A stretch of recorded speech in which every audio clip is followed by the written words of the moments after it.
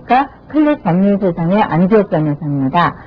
오늘은 지난 시간에 이어서 의사가 혹은 그 의료인이 환자에 대해서 어떤 그 시술행위, 그러니까 진단이라든가 치료라든가 그런 치료 행위를 했을 경우에 어느 정도까지 책임을 지느냐 하는 것을 지난 시간에 알아봤죠. 그런데 이번 시간에는 그러면은 똑같이 의사에게 어떤 수술을 받았는데, 예를 들어서 어떤 아파서 간 게 아니고 이뻐지기 위해서 성형수술을 했다든가, 혹은 무슨 아기를 낳지 않게 어떤 불임수술을 했다든가, 정관수술을 했다든가 했을 경우에도 그러면 똑같은 병을 치료하기 위한 경우와 똑같은 치료를 받아야 되느냐?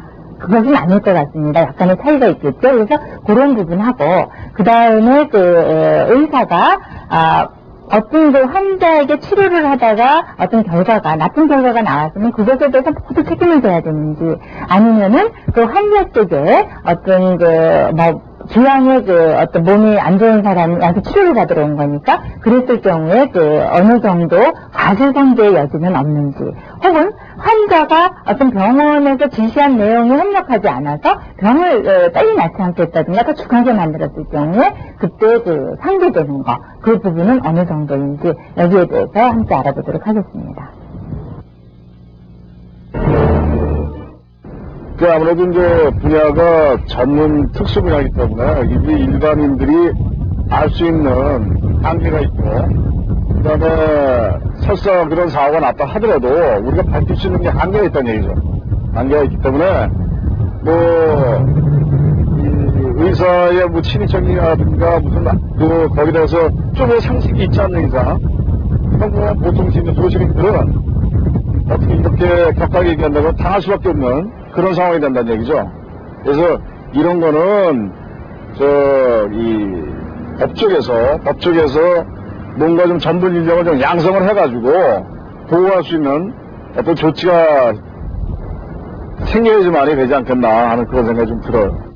의료사고 저희 같은 경우 아직 당한 경험은 없는데, 실제로 그런 당한 경우를 TV나 진단상을 봤을 때 너무 억울한 경우가 많은 것 같아요. 의사라면은 전문 지식 분야에 있는 부분인데 그러한 사고가 있어서도 안 되고, 만에 하나 그런 일이 발생했을 때는 의사로서 그 사후의 책임까지 다 져야 되지 않나 싶거든요. 네, 제 생각에는요, 아무래도 의사도 사람이기 때문에 사람은 불완전하니까 실수가 있다고 생각을 하거든요.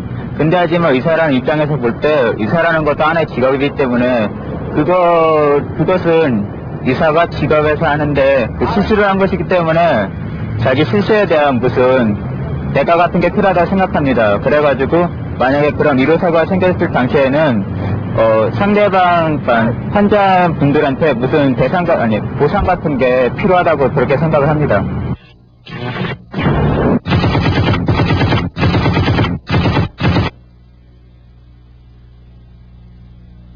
방금 말씀드린 대로 성형수술, 그러니까 예를 들어 쌍꺼풀 수술을 한다거나, 광대뼈를 안으로 들어가게 한다거나, 혹은 턱이 이렇게 앞으로 나온 사람이 안으로 들어가게 한다거나, 또 우리가 흔히 하는 거 코를 이렇게 높이는 수술을 한다거나, 이럴 경우에는 그 환자라고 보기에는 좀 그렇거든요. 내가 어디다 질병이 생겨갖고 간 게 아니고 정상적인 사람이, 아주 정상적인 사람이 이뻐지기 위해서 간 건데, 그럴 경우에도 그럼 일반 의료인과 똑같은 그런 책임을 져야 되느냐 하는 문제가 생길 수 있습니다. 통상적으로 제가 지난 시간에 의료인과 환자의 관계에서 발생하는 것은 결과 책임, 그러니까 내가 이걸 꼭 완성시켜주겠다, 완치시켜주겠다 하는 그런 것이 아니고 수단 계약에도 수단 책임이라고 그랬습니다. 그러니까 최선의 주의를 해서 그 환자에게 치료 행위를 하는 거, 그것에 대한 책임이라고 했는데요. 물론 우리가 성형수술이라든가 혹은 또 우리가 불임수술 같은 것도 해당이 되겠죠. 난관수술이라든가 정관수술, 이런 불임수술이나 성형수술은 그렇게 어디가 질환이 있어서 온 것이 아니라 하더라도 당연히 의사에게는 최선의 주의를 다해서 해야 될 의무가 있는 건 당연할 뿐만 아니라, 어찌 보면은 그것은 그 결과 책임, 그러니까 코를 높이기로 간 사람에게 어떤 후유증이 발생했다, 그것이 참여 계약관계하고는 안 맞는 거거든요. 그러니까 그런 성형수술, 불임수술 이런 종류의 것은 어떻게 보면은 그 수단 채무보다는 그 결과 채무, 그러니까 어떤 거 완성시켜주는 거, 그림을 마땅히 시켜줘야 되고, 코를 높여준다고 처음에 계약한 내용대로 높여줘야 되고, 눈은 쌍꺼풀은 주기했으면 반드시 쌍꺼풀을 절개해줘야 되는 그러한 그 결과책임에 가깝다고 보여집니다. 그렇게 계약 내용이 다르다 보니까 일반 치료를 하러 간 환자와는 달리 시간도 많고요. 그런 경우에 어떤 긴급성을 요하거나 그런 건 아니지 않습니까? 그래서 시간도 많고 그러니까 그럴 경우에는 고도로 의사에게 또 주요 의무, 그러니까 설명도 상세히 해야 되고, 그 결과로 어떠한 그런 후유증이나 그런 것이 생길 수 있다. 그럼에도 불구하고 당신이 이 수술을 받겠느냐 하는 그런 설명 의무나 이런 것도 아주 상세히 해줘야 될 것을 요구하고 있습니다.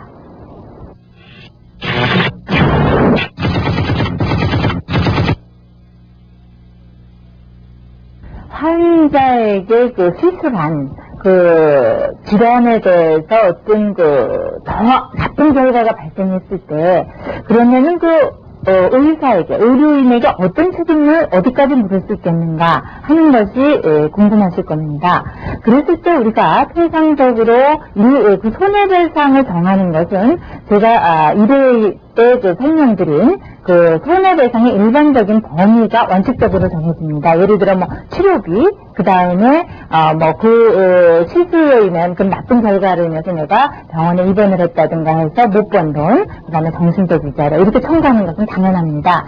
그런데 그 청구의 범위 중에서 그 환자가 원래 병이 있는 사람이 가서 치료를 받은 거란 말입니다. 그랬을 때 그 환자가 그 병이 없어갖고 멀쩡한 사람이 똑같은 나쁜 결과를 당했다면 그 전 손해를 청구할 수 있겠지만, 그 환자에게 기왕에 어떠한 병이 있는데 치료를 하러 가서 또 다 나빠졌다, 혹은 치료를 하러 가서 사망을 했다 라고 했을 경우에는 처음에 있던 기형증이라고 우리가 통상 병원에서 얘기를 하죠. 그런 기형증 부분은 그러면 전체 손해에서 빼야 되느냐 하는 것이 문제가 될 수 있습니다. 그런데 이제 우리 법원은 통상적으로 기형증 부분도 어떤 손해배상을 이렇게 공평하게 분배해야 된다. 그러니까 처음에 있었던 걸 생각하지 않고 모든 손해를 전부 의사나 의료인에게 물린다고 하면 그건 너무 불공평하다라고 봐서 그 부분은 일반적으로 우리가 기여도라 그래서 손해배상을 범위에서 이렇게 좀 빼주도록, 그걸 우리가 과실상계라고 그러는데요. 그 과실상계 법리를 적용해서 기형증은 이렇게 감해주도록 이렇게 판시를 하고 있습니다.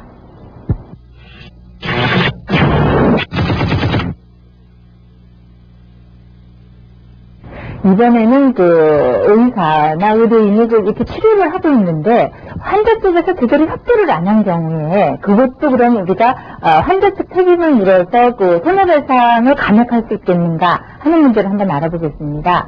우리 법원의 사례를 보면요, 11살 된 아이가 이 주사를 놓으려고 그러는데 주사를 안 놓겠다고 막 움직이다가 주사바늘이 잘못 꼽혀갖고 일어난 사고가 있었습니다. 그 경우에는 환자 측에도 그것도 과실이 있다 해서 우리가 한 10% 정도 손해배상을 감액한 경우가 있고요. 그 다음에 한 20% 정도 감액한 경우를 예를 들면은 환자가 병원에를 빨리, 그러니까 예를 들어 이제 아이를 출산해야 되는데 병원을 빨리 와야 되는데 너무 늦게 오는 바람에 어떤 문제가 생긴 경우가 있었습니다. 그 경우에는 약 20%. 그 다음에 제왕절개 수술을 받고 병원에서 이제 적절한 어떤 상태가 벌어지면, 예를 들어서 무슨 어떤 구토가 난다거나 어떤 이런 게 있으면 병원에 즉시 와라 이렇게 설명을 했는데도 그 설명을 따르지 않고 늦게 와갖고 어떤 사고가 발생한 경우, 그때도 한 20% 정도 환자 측의 책임을 인정을 한 경우가 있습니다. 그 외에 많이 인정한 경우에는 70%까지 인정이 된 경우가 있는데요. 그 경우에는 환자가 어떤 대왕절개를 받을 정도로 위급한 상황인데 너무 늦게 와서 치료를 받다가 미처 손을 쓰지 못하고 환자가 사망한 사례에서 환자에게 약 70%의 과실을 인정을 해서 손해배상을 면하게 한 그런 사례가 있습니다.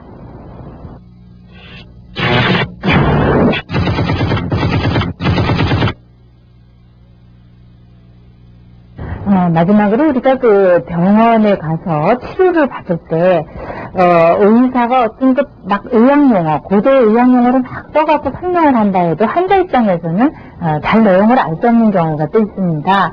그리고 또 자기 병에 대해서 그 진료 차트라고 하는 것에다가 병명이라든가 그 당시의 상황을 적는데 그게 한국말로 잘 안 적죠. 한글로 잘 안 적혀 있다 보니까 글씨도 막 흘겨 쓴 글씨 그러니까 잘 알아보기가 힘이 듭니다.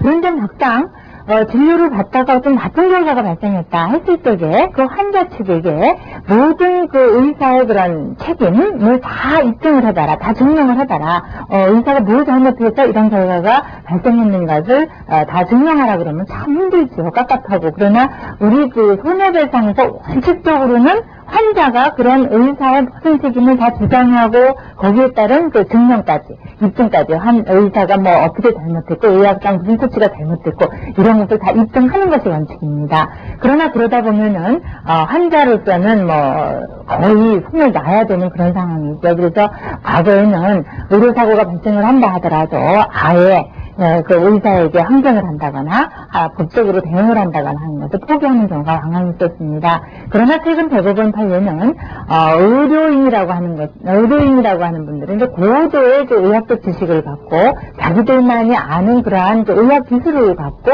환자들에게 실수를 하는 사람들이기 때문에 그들이 행하는 모든 의료 기술, 의료 시술 행위를 환자 측에서 다 알아낼 수가 없다라는 것을 터잡아서 환자는 단순히 그 처음에 그 나쁜 그러니까 의료 그 치료 행위를 인해서 나쁜 결과가 발생할 만한 그런 것을 갖고 병원에 입원하지 않았는데 수술 과정에서 어떤 이유에 의해서인지 모르지만 나쁜 결과가 발생했다라고 한다면 그 의사 입장에서 그 치료 과정에서 자기가 행한 그 치료 행위로 인해서 나쁜 결과가 발생한 것이 아니다 하는 것을 의사가 입증하지 않는 한 의사는 책임을 져야 된다. 이렇게 판시를 하는 것이 최근의 경향이고 그것이 또 계속 유지가 되고 있습니다. 그렇기 때문에 이제 전에보다 환자들에게 그 의료사고에 있어서 그 책임을 의사의 책임을 수긍할 수 있는 그런 것이 훨씬 더 수월해진 거죠. 그래서 많이 요즘 의료사고로 인한 그 손해배상이